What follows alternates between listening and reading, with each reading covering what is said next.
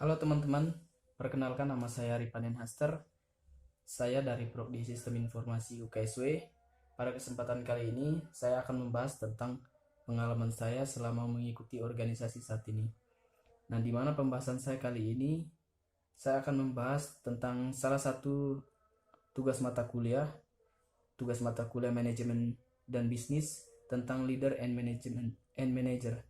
Di sini saya akan membahas tentang bagaimana pengelolaan dalam suatu organisasi dan peran seorang pemimpin dari organisasi yang pernah saya ikuti.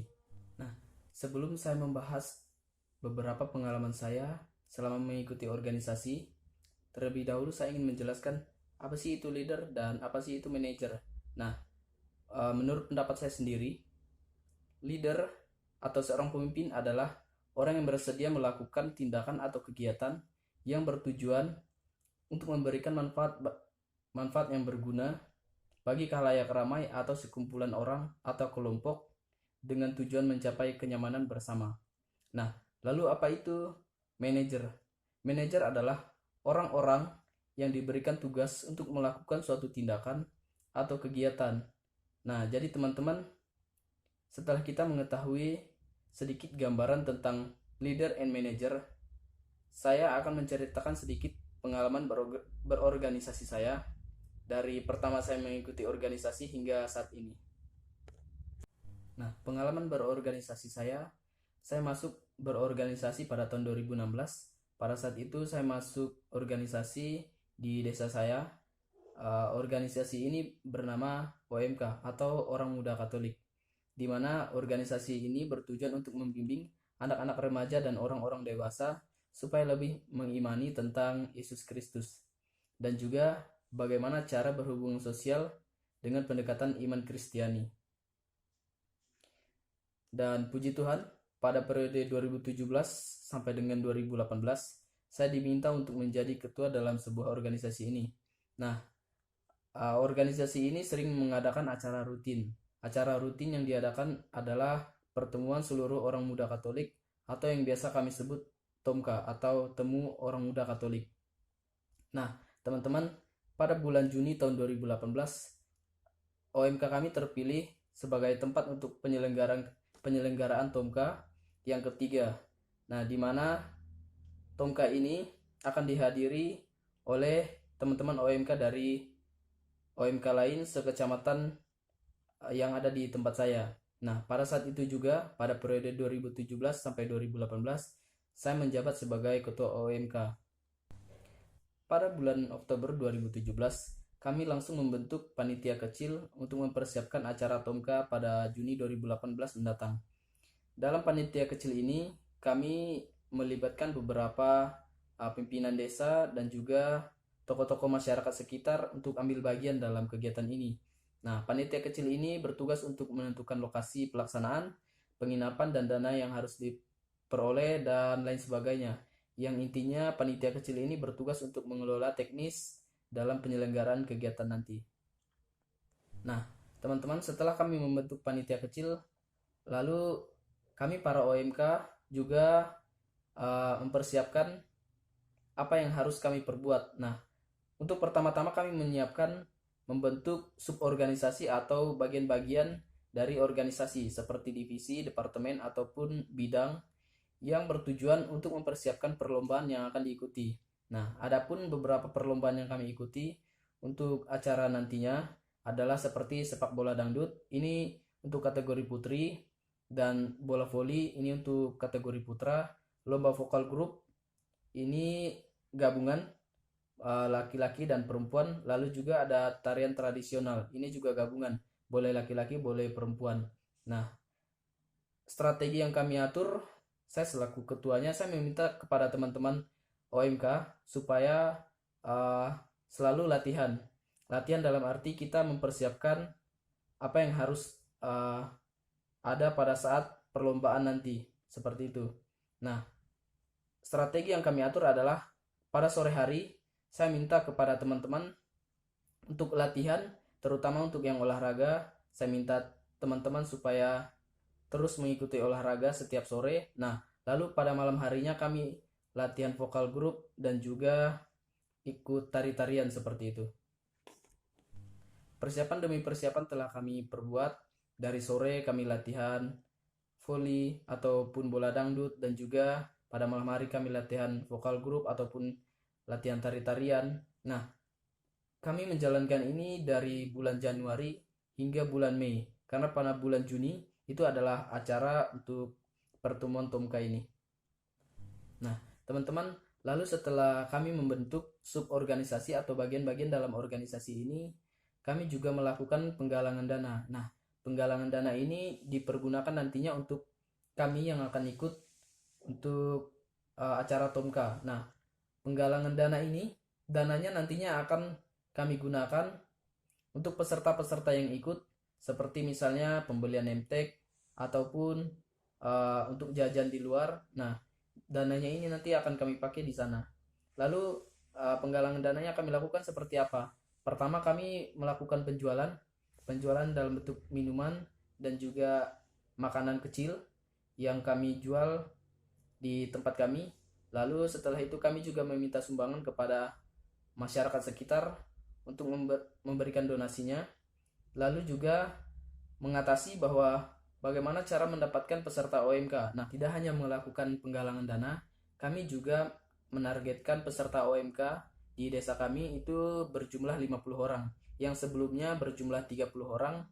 Lalu dengan melakukan pendekatan, yaitu seperti ibadah Rosario bersama pada malam hari, yaitu pada bulan Oktober dan juga Mei, kami lakukan setiap malam selama 2 bulan tersebut. Nah, ternyata strategi yang kami lakukan membawa dampak yang sangat signifikan, yaitu setelah bulan Juni 2018, peserta OMK kami mencapai 73 orang dengan pendekatan yang kami lakukan.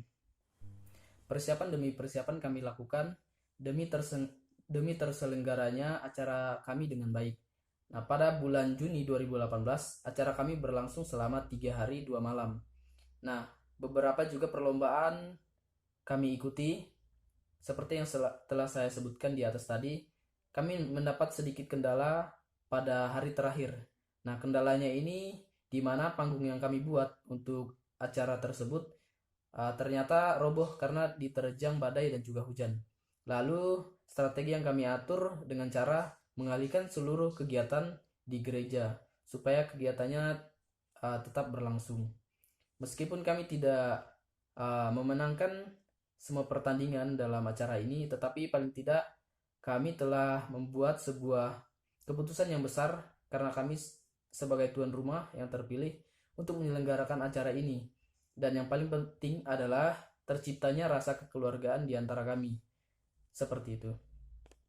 Lalu kegiatan organisasi saya yang kedua adalah menjadi anggota di salah satu organisasi fakultas di FTI, yaitu organisasinya bernama Senat Mahasiswa Fakultas atau SMF FTI.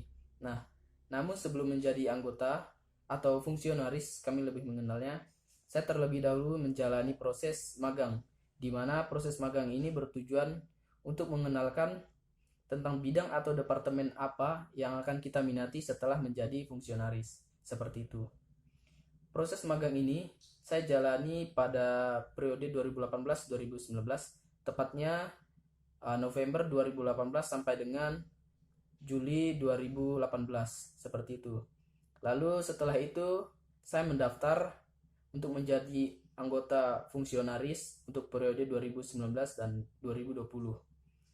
Dan setelah itu saya diterima menjadi anggota fungsionaris SMF FTI pada periode 2019-2020.